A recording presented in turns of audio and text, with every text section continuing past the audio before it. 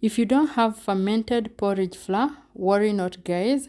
In this video I'll be showing you how to ferment your porridge, and it is going to take 1 to 3 days at most, and you'll have achieved the taste that you want. So guys, stay tuned and welcome back to this kitchen, and let's get started. So guys, we need 5 tablespoons of millet flour. We are going to add in a glass of water. Stir in the flour until fully mixed up with water. Cover your container and keep it in a warm area to ferment for around 2 to 3 days at most.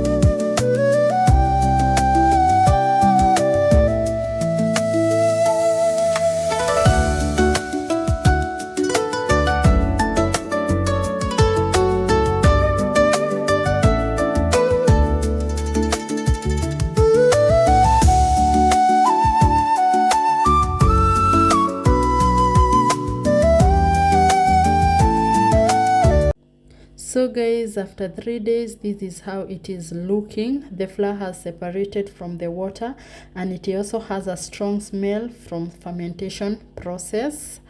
Yeah, you can see guys, and we are going to mix up flour together with the water until smooth.